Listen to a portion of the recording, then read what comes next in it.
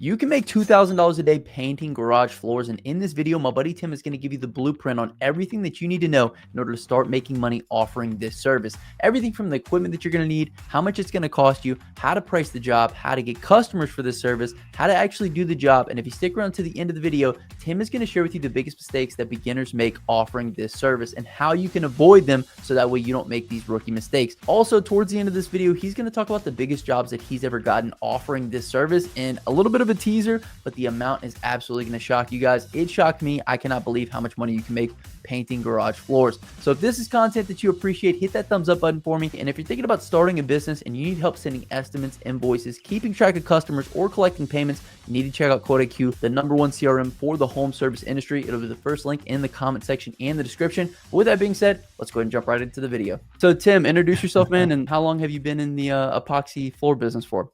So my name is Tim C. I started Decorative Concrete of Virginia with my brother and my dad back in 2001. So we've been doing this for about 25 years now, coming up on our 25th year. Wow, that's super cool, man. 25 years in the business. So obviously it's been good. I know you have an awesome channel with a bunch of great content. So in this video, I kind of want to give people an overview on what this business is all about. So for somebody looking to maybe start this kind of business, maybe we could start off with what kind of licensing and insurance we need. Is there any specifics with regards to that? Yeah, I think with licensing, you have to have something different in every state. It's all slightly different everywhere, but generally speaking, you need a business license, contractor's license, and I think that's it. In Virginia, you need to have a contractor's license and a business license, though. Okay, beautiful. And then from your experience, is there a lot of people offering this service? Is there a lot of demand for the service? For me personally, I feel like I don't really get too many advertisements from people doing, decorative concrete and some of these things. So what's your Yeah. experience with some of that? Yeah, I think that we do a lot of different things. Like I do stained concrete and metallic epoxy and concrete overlays and all these things. But the market that's really doing well right now is garage floors. And I think that's what we're here to talk about today. That specific part of the niche is really growing a lot. So we've had a lot of new competitors over the past few years, and I've had a lot of people come through my course online that have learned how to do the garage floor type of thing too. So it's definitely a growing niche within the decorative concrete industry. Okay, beautiful. And if you could, man, kind of maybe enlighten us on what are the other services that your company offers and how do those kind of fit in with the garage floor painting? Okay, so I'll just kind of tell you my story real quick. We started doing concrete overlays, which is you have plain concrete outside and we'll make it look like brick or slate or something like that. So once we got into that, the manufacturers that we buy materials from, they also sell concrete coatings, which made us kind of branch out into doing epoxy coatings and metallic epoxy, and we eventually started doing stamped concrete. And so there's this whole like genre of things that are kind of fall under decorative concrete. But in the past probably 5 years or so, we've really focused on the garage floor industry because it just seems like that's just blown up, and that's what 90% of our leads are right now. So that's just what we're doing. Okay, beautiful. So largest demand seems to be in the area of garage floors. I would imagine patios as Yes. well would be a pretty big demand. Is that right? Like back Yeah, it patios? is. I mean, I that we do a lot of that too, and we actually upsell a lot of people. Like we'll get in there doing a garage floor, and we end up doing their patio or something like that too. But yeah, there's a huge market for both of them, but there's a lot of money being spent on garage floor ads. So, I mean, really, a lot of times our leads are coming organically because we've been around for so long, and they're saying, "I saw such and such's garage floor ad. Can you tell me about that? And can you do that?" Okay, beautiful. That's why I love, people always talk about like, competitors and things of that nature. But like as you're talking about right now, like people are running ads and Yeah. then your customers are coming to you saying, "Hey, I saw an ad from this guy." So it kind of Yeah. tears that whole thing apart with regards to It competition. does. Rising tide raises all ships, I think is the saying. That's right. That's right. Plenty of work for everybody. So Yeah. Tim, if you could, man, what equipment do we need for this business? And also, like, could we bundle? Is decorative concrete under one umbrella, or like, is there different things for like epoxy floors versus back patio concretes? So that's kind of like the good thing about what we do is that once you buy the equipment for one system that we do, you basically have what you need to do all the things that we do. So on a garage floor specifically, the first thing you always have to do is prep the concrete. So you need a concrete grinder. And if you look online, you'll see a lot of people saying you can acid wash concrete to prep it. That is not the case. Professionals don't acid wash concrete. So the first thing you have to figure out is how to grind the concrete. And that's the biggest barrier to entry for somebody new because grinders are expensive. I mean, the one that we use is in the neighborhood of $10,000. Plus, by the time you get a vacuum and a hand grinder, and all the things you need, you're probably going to be in for like $15,000 to $20,000. But for new people, though, if you want to get in cheaper than that, you can always rent a grinder locally. It's just going to be not as efficient as what we use. Or a lot of people that come to my courses will actually start out just hand grinding, which that's kind of a bear at first to really, crawl around hand grinding a garage floor.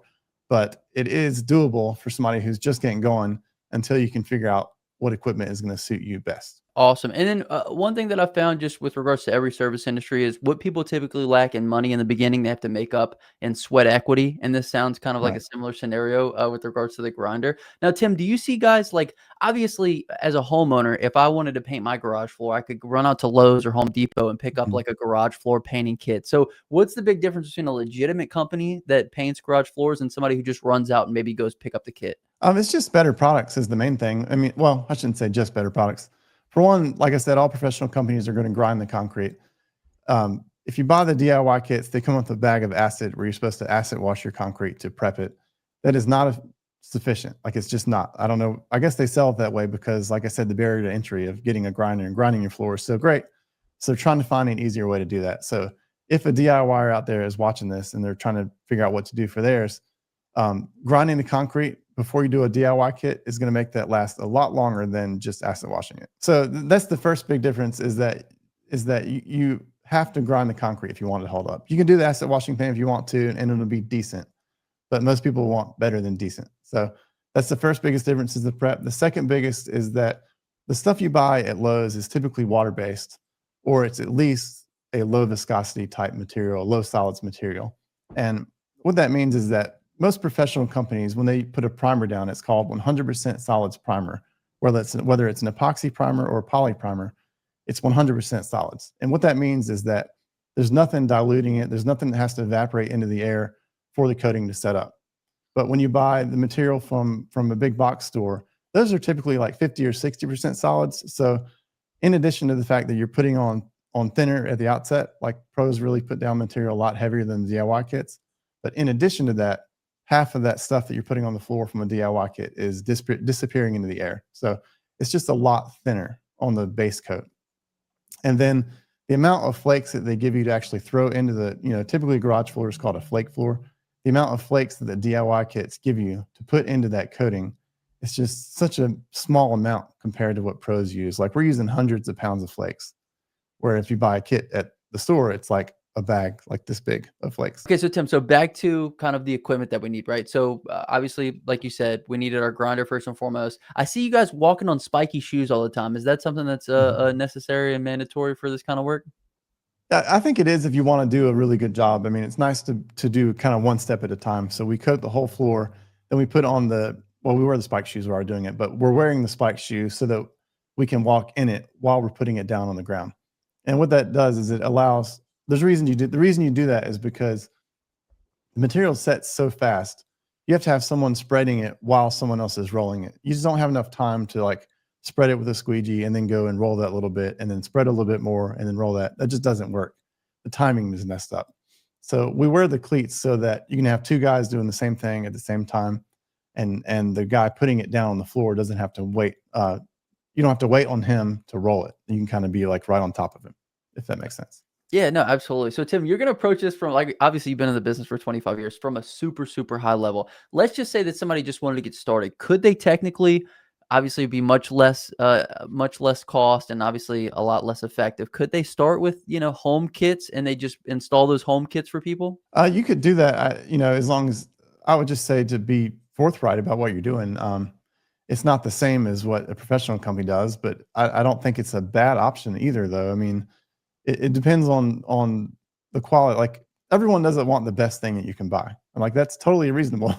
So as long as you're forthright with people and you're not saying that this kit from the DIY store is the same as what the pros are doing, then I think it's a fine business to do if you want to do that. Okay, perfect. So yeah, if just because I like to give people options, right? That way Hmm. there's a little bit lower of a barrier to entry for some people. And then, like Yeah, you said, a lot of homeowners are going to be working with different budgets with regards to what they can handle. So right. for somebody just starting, technically, they could go out and sell kind of the DIY home, installs. And if somebody wants something higher up, maybe they could refer that work out to you and get a little bit of a commission. Like, what would you say to something like that? I mean, we have painters that do that for us all the time, actually. Local painters where, they'll have the general contractor that they work for all the time hires the painter to just paint the garage while you're here. Go ahead and paint the garage too.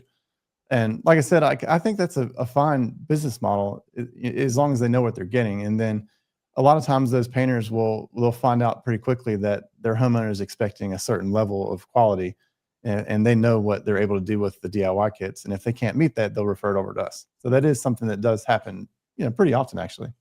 Okay, excellent, excellent. Okay, that's a good way to go then. Okay, so we got our grinder, we got our cleats, obviously. I would Mhm. imagine you probably need a vacuum of some sort, right, to clean up what you We grind. do. Is there any other like Well, miscellaneous? you need a vacuum running with the grinder to catch the dust as you're grinding, because it's just, you have to capture all that airborne dust. You don't want to go in and just grind the floor and make a dust cloud in the person's house. It's like one of the early mistakes that a new company makes is that they don't have an efficient vacuum, and they make this huge dust cloud in the homeowner's house, and then the homeowner is immediately upset because it's not a good look.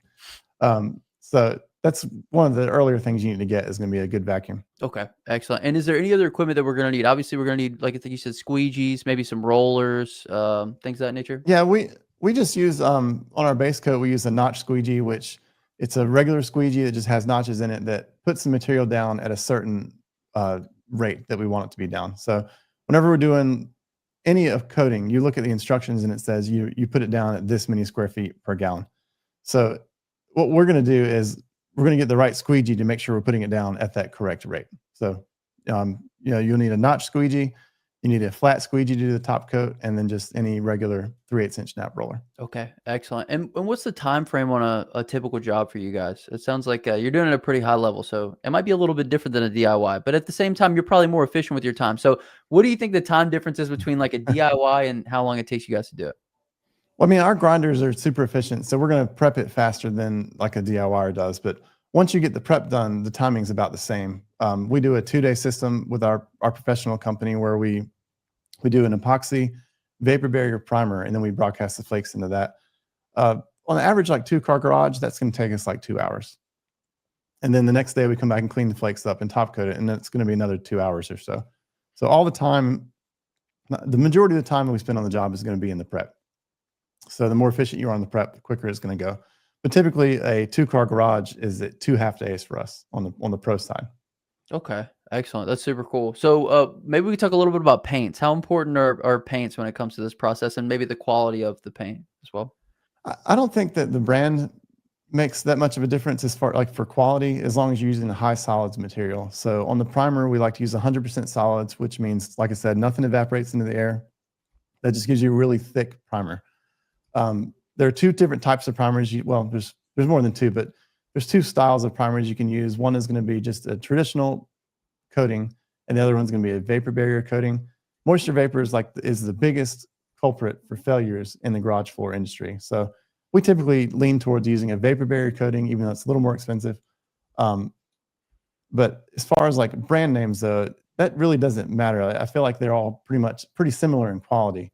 The biggest thing that we found with brands is going to be in workability. So we'll brand A will set up in 10 minutes, whereas this other brand is more suited for garage floors, and they figured out how to slow the set time down of their product to where it's more workable for employees and for us to do. So that's really the only difference. So as long as you're using high solids material, the quality of it should be okay. We bought stuff that we couldn't get on the floor and get it rolled out in time, and it's set up before we finish the job. Right. So like that's the biggest thing for us is going to be workability. It's not really the name brand necessarily. Okay, excellent. Now, if we were to do a price range for maybe beginner equipment, right? So for the guys who want to go more that DIY route, we could probably, it sounds like we could probably do it for under 1,000. And then for guys that want to go your route, with a legitimate company, where would we be sitting at with regards to investment into equipment? So with equipment, the different ways to go about it is you can rent a grinder like we use, and it's probably going to be in the like $300 to $600 range per day. So typically, if people are going to rent equipment to get started, you're going to try to organize 2 jobs in the same day, so you can prep them both with that 1-day rental. So that's like the low end side of things. A mid-grade grinder that we really like it's called the Prep Master Junior. It is a 2-headed grinder, and it weighs in the neighborhood of 500 pounds, I think. Weight is the big thing to consider on grinders, because you can buy a lot of grinders that are only $3,000 or $4,000 that look similar to what we use, but they only weigh like 150 or 200 pounds. That's not really heavy enough to be efficient when you're grinding concrete. So I think if you're going to buy a grinder, it's going to be something. If you want to buy a grinder that actually is efficient, you're probably going to be in like the $8,000 to $10,000 range on the grinder. So I typically advise my people in our courses to just rent something until you can afford to at least start with a grinder that is in that range, because I just think the ones that are lesser than that are not worth the money. Okay, excellent. And I would imagine you probably need a truck and, a couple of other things. So if it's 10 grand on the grinder, we're talking about maybe like 20K all in, or what do you think? Yeah, I mean, I think for an ideal setup, you want to spend, I guess, on the low side of ideal. Obviously, the bigger equipment you buy and the more you spend, the more efficient you're going to be. But for the setup that I use in my company, I like to fit in a van. I don't like to pull a truck and a trailer. So the Prep Master Junior is the grinder I choose for that, because we can roll it up a ramp into our van. That's in the neighborhood of $10,000. Then you need a vacuum that is a HEPA vacuum, and those are usually going to be in like the one that can run that with that grinder is going to be around $2,000 to $3,000. So that puts us around 12 or 13. And then by the time you buy like a hand grinder and miscellaneous hand tools, you're probably going to be in for like 15, just guessing, plus the transportation to get there. Okay. Beautiful, beautiful. I just like to give people an idea. So that's, Yeah. that's a pretty reasonable way to go about it. We talk about the same thing within pressure washing as well. It's always like, just get the jobs, get the work experience, like have the proof of Mhm. concept before you go out and spend all this money on a rig, all this money on a setup. Right. So I think you kind of give similar advice. So I think maybe the DIY route would be a good way to go from the beginning, and then work their way up, from there. I do agree with that, but I also, I've kind of price shopped a little bit on the DIY kits lately. If you really look at like a per square foot cost, if you do a DIY system well, where you're putting on heavy and you're doing what you're supposed to do, the price is not all that different from professional materials. So while I do agree with you that it's okay to kind of go down that route, I would advise people to pretty quickly start looking into professional material, because I don't think that the cost, there's not that much cost benefit to staying in the DIY side of things. The only thing is that you can go buy it at the store. That's nice. But if you plan ahead, I think you can get something similar that's a professional line, that's going to hold up better, and it also, the techniques to put it down is basically the same too. So I wouldn't stay doing the DIY kit thing for too awfully long, is all I'm saying. Okay, perfect. Well, then maybe this is a perfect segue into pricing. So, Yeah. if we were to price kind of more of a DIY setup for a homeowner, what would that look like versus, something that you would price out? Because I'm trying to get a scope on what the typical customer is. You know what I mean? Are they more Mhm. upscale, things of that nature? All right. So, I mean, typical customer on like we say a 2-car garage in Virginia, those are, in the neighborhood of 500 to 600 square feet. I would expect a professional company to charge around $7 a square foot for that. Obviously it's going to be more than that in bigger cities where they have higher cost of living and things. I guess our cost of living is lower, and I've noticed that we're able to charge a little bit less than people in big cities. So If you need a tool to measure square footage for your customers, then you need to check out the Map Measure Pro feature within Quote IQ. You can measure properties and send a professional estimate within seconds. The best part is this tool is integrated in with the estimates, so you can easily set a square footage price and send professional looking estimates faster than any of your competition, making sure that you beat every other competitor to the lead. So if you want to try Quote IQ for free, you can do so with the first link in the comment section and the description. Maybe just yeah, average thanks, price Jay. for what you guys would charge, then like on just like a 2-car driveway. And I know that's always tough, like giving out average pricing, because like Yeah, Mississippi versus California, like you got two yeah, monster different, but anyway, just to give people kind of a scope on what, um, you know, a 2-car garage would run. Is it like yeah. 5,000? Is it like 2,000? Okay. So 2-car garage in Virginia is going to be around 600 square feet, and most people are going to be in the $7 square foot range. Most professional companies, it might be up to like $8. Sometimes you can get it for less than that in smaller cities, and in bigger cities, it's going to be more than that. But generally speaking, around $7 is going to be what you can expect for around $7 a square foot for a 2-car garage. Okay, excellent. So 7 times 600. Okay, so about $4,200, so around Yeah. $4,000 for a garage floor epoxy, right? Right. Right. Okay, excellent. I just want to kind of get an idea. So that's some good numbers. Are we pricing every single job based off of the square footage? And how are you kind of measuring that square footage whenever you're, going out to do a quote? Do you I go in don't. person to do your quotes? We don't. We actually. We've kind of gotten our business to where we get so many leads now that we don't really feel like we have to go out on every single quote. That's something else in our courses. I always advise people to try to do as many in-person estimates as you can. But for us, we're able to just price them online because we have enough volume to keep our guys busy. So all we're asking from people is just the square footage of the garage along with a photo, and we're able to give them a price. And we don't actually price per square foot, just giving you like a range. Everyone talks per square foot in prices when they're just wondering what things cost. But when we're quoting it, we're always going to like take into account how far it is from our place and specifics about that job. And on a 2-car garage too, like that's around $7 a square foot. But if someone came and had a 2,000 square foot garage, it's not going to be $7 a square foot. It's going to be less than that. So we just have to go through, we're pricing just like any construction company. We're doing time, materials, and then figuring out our profit and coming up with what we charge. Okay, beautiful. Yeah, pricing is always a really tough one because it's just such a wide range of things to consider. So Yeah. you've been in the business for a long time. I'm glad you guys kind of operate the same way that we do, and that is the more volume we have, the quicker we can actually get people quotes, and the more we kind of try to get to the Yeah. yes or no, right? So Mhm. that's why we always recommend like doing your marketing really well, because if not, then Yeah. you're going to be out there going to everybody in person, and anyway, it's just more Yep. time effective when you have a lot of leads coming in. All that to say, have you been in the business so long where you can just kind of like, hey, send me a picture of the garage, eyeball it, and then send them over a price? Is that kind of how it goes now? I mean, I can definitely do that, and that's how I like to do that. But you know, I guess the best way for me, the way that we found that it works the best for us is to go ahead and give them a price because no one ever has any idea what we're charging for a garage floor. So we like to just get it out of the way, give them a price early, and then if they still show any interest at all, then we set up like the on-site estimate, like the in-person thing. Um, we just feel like that we're kind of weeding through a ton of customers who don't know what stuff costs if we go on every single estimate, and it's just too hard to do that. So that's just our preferred way of doing it. And again, it's like you said, it's because we have the volume of leads that we're allowed to do that, we're able to do that. If we didn't have as many leads as we have, then obviously going out and doing the sales call in person, you're going to close more doing it that way. If you need to pre-qualify your customers like Tim is doing in his business, then be sure to check out QuoteIQ's virtual call team feature. It's now included on every single tier of QuoteIQ at no additional cost, and it ensures that you never miss a call into your business again. The AI call team is going to answer every single call that comes into your business, and it's going to help you sort through who's calling to sell you things, who's calling with spam or scams versus actual customers calling into your business, so that way you can follow up with the people who really matter. And it also speaks intelligently from a knowledge base that you set up, so you can attach your website to it, and it can answer your customers' questions in the correct manner. So if you want to check out Virtual Call Team, be sure to check it out. You can try any tier of QuoteIQ for free and try Virtual Call Team. That's how we run the wash business as well. So if we can, Tim, can you give me an overview? I mean, you kind of mentioned it before. I know we talked about the grinding down, and then can we just walk through Mhm. like how to do the job, maybe the steps to kind of doing the job? Yeah, sure. So when we show up on the job, the first thing we're gonna do is grind the concrete. A lot of times it has sealer or paint or things like that on it, but none of that really matters. And that's actually why we're able to do the quote just with the photo and the square footage, because we're always going to grind it down to bare concrete.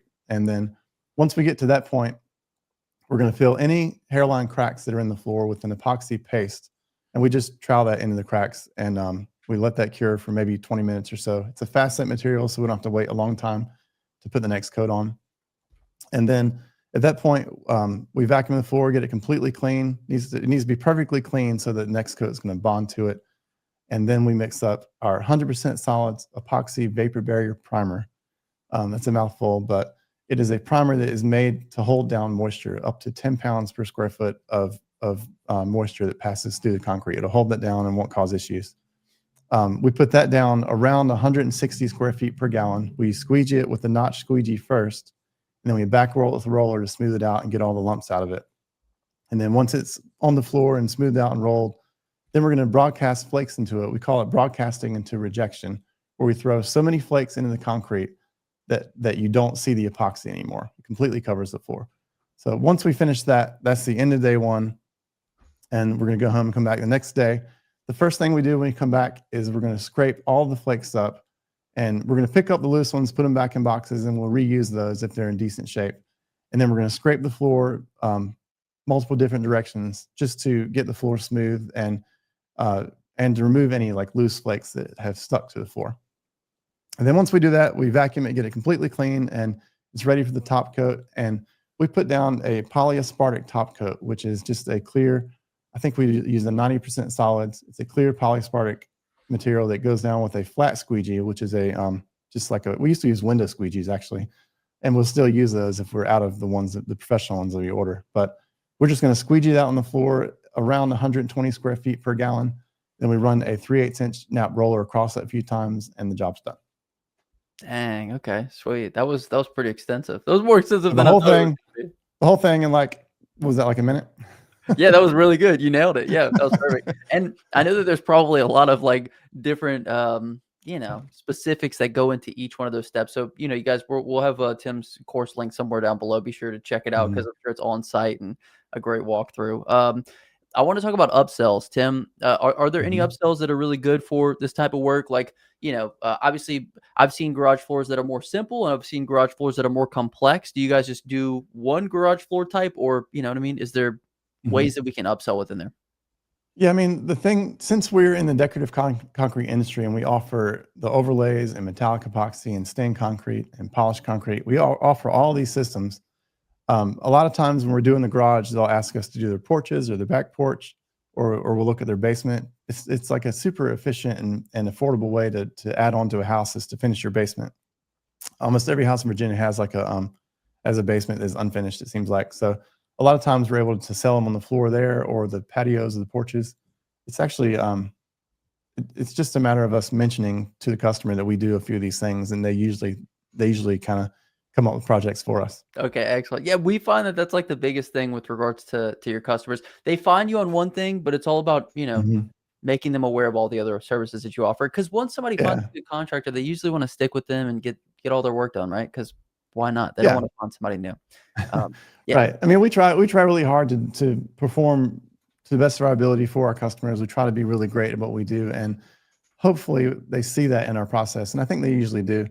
So by the time they've worked with us on one project, they're pretty comfortable to where it's really it's just a matter of whether they need us for something else. Usually, it's a pretty easy upsell. Excellent, excellent. Tim, I do want to talk a little bit about customer acquisition. I mean, you said you have a lot of lead flow coming in. Where kind of the biggest channels that you have most of these leads coming from?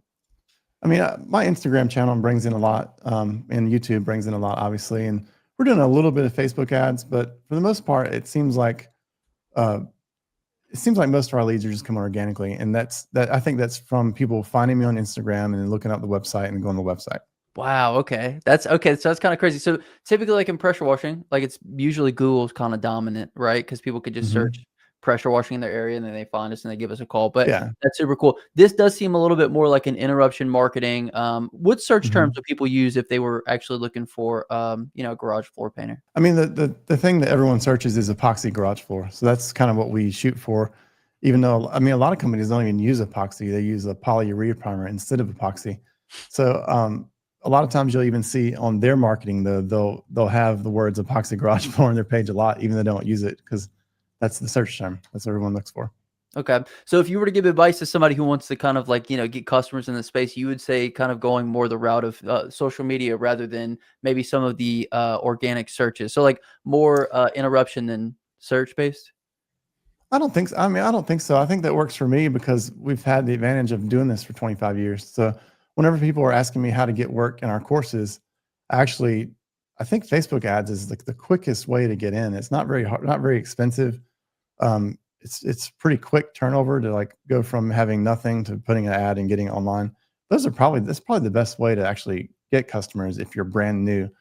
And then another thing that has always worked for us is just it's the same in the pressure washing industry. We'll find the neighborhoods we want to work in, and we'll do postcards door to door.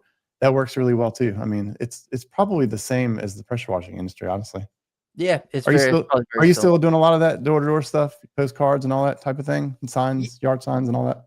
Yeah, so we kind of have a strategy for when we get into a neighborhood. So what we use is Google is kind of the front end, right? Get the search traffic, get the Hmm. people with very high intent, and then from there we'll leverage the whole neighborhood. So we get one house, then we try to get in the neighborhood Facebook page. We're putting out yard signs, we're doing the flyers, door hangers, stuff like that. So yeah, Hmm. we kind of once we get into an area, we just try to attack it as best we can. Yeah, So yeah, and that's so we're the same way too. We're asking for reviews as soon as we finish a job. We're asking them to, you know, it's kind of a hard ask to ask them to post about us in their Facebook group for their neighborhood, but we'll ask that and we'll get that sometimes, and usually we get more work from that. But it's really just I think it's probably identical to what you're already doing. if you need help getting more customers online and you don't have a website, then you need to check out Budget Built Sites. It's a completely free AI generated website. all you're going to pay for is the hosting. It's 10 times cheaper than hiring a web developer every single month, and the site is generated in less than 5 minutes. So if you're serious about your business and you're serious about getting more customers, check out Budget Built Sites. It's linked down below, and get your business in front of more people and build your online presence today.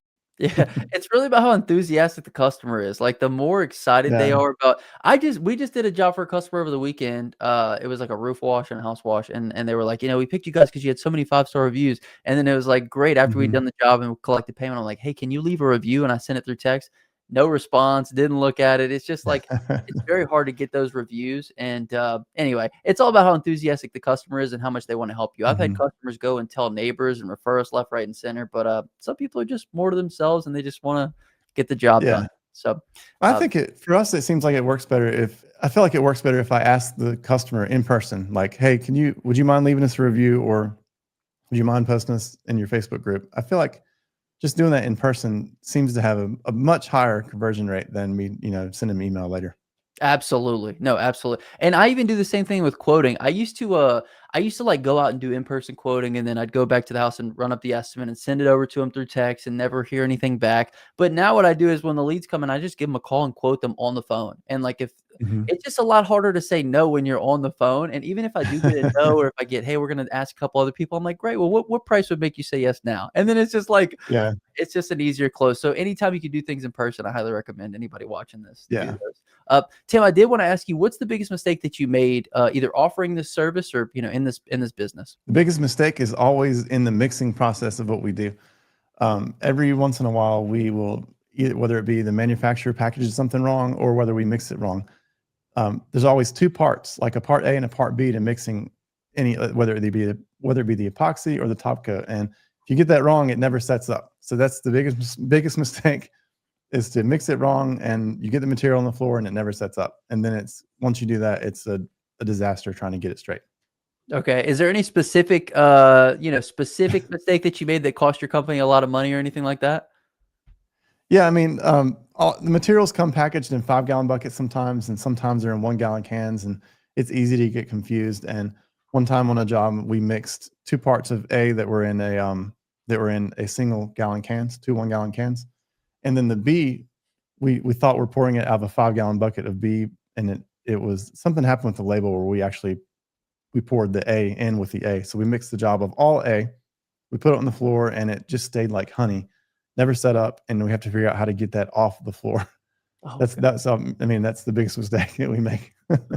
yeah, that's one where you kick yourself and you just never let it happen again. It's What just about such a simple thing to avoid, and we, it happens though because you're doing as many as you can, and if you get lazy and you're not just paying attention to the little steps, it happens. It happens to everybody. Yeah, and this is the part about having processes and procedures in place so that Mhm. way you can mitigate, any of those mistakes. What about the largest job that you've ever gotten, Tim? Largest job? Yeah. Um, I have to think on that. I mean, we're working in a tool factory in Virginia now that I think is going to be, when it's all said and done, probably 500,000. Wow, that's incredible. Okay, sweet. I Yeah. like that we can give kind of a scope for, that there are bigger jobs out there. It's not just like, hey, you're gonna do a Yeah. $4,000 garage, like $500,000 on Mhm. that's really crazy. Yeah. Is there any other job opportunities that pop up like that are like big dollar? I mean, it's usually going to be like the big commercial stuff where people want us to do like a whole factory. That's what this one is. And the other one is going to be the really creative custom work. So we did like this place in town that it's like an aquarium, like an aquarium theme park type thing. We did the whole place there. I don't remember the dollar figure. It was probably around 100,000 for that.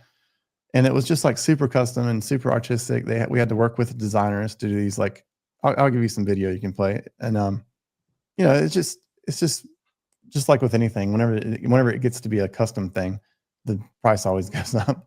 Of course, of course. Okay, Tim, my last question for you is a two-parter. First and foremost, you had mentioned earlier that you really do need a two-man crew to kind of run Mhm. efficiently. Is it possible to do this as a one-man show, or you have to have a partner pretty much? So you can do it as a one man show if the job is not too big, and that seems obvious. But on a lot of garages, like a 600 square foot garage, like we're talking about, a lot of times it'll have cut lines right down the middle, going two different directions. You can actually like break that down into 4 different jobs, do each one square at a time.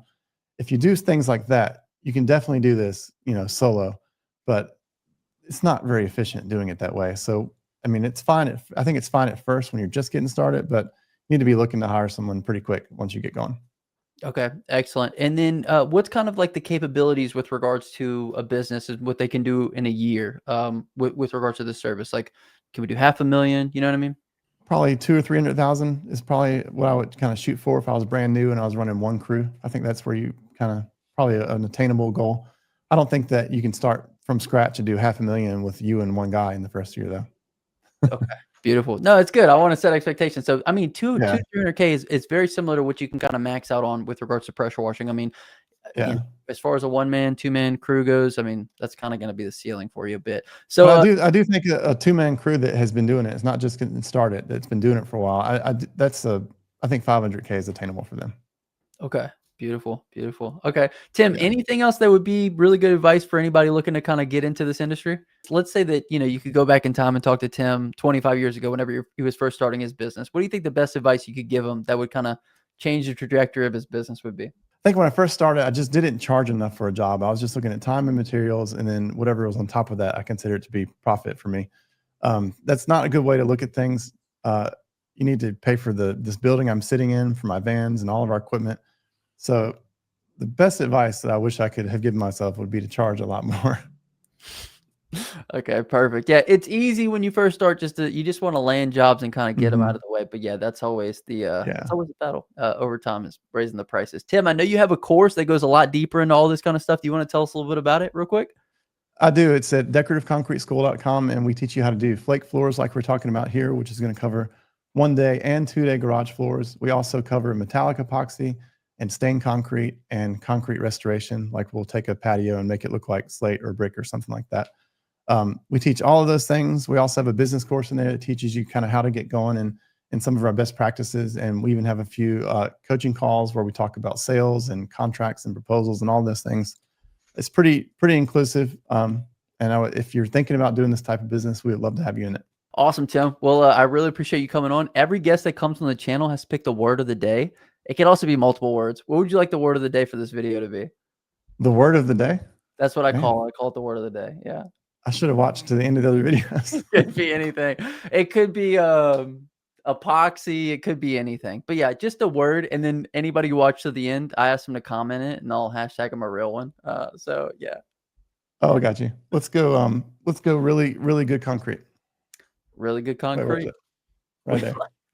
If you guys made it this far in the video, comment down below. Really good concrete. I really appreciate you coming on here and sharing all the knowledge with us. We'll have links for Tim's channel and everything else down below. You guys check that out. But until next time, hustle hard. Get that money, baby. Peace. Thanks. See ya. Thanks, Tim.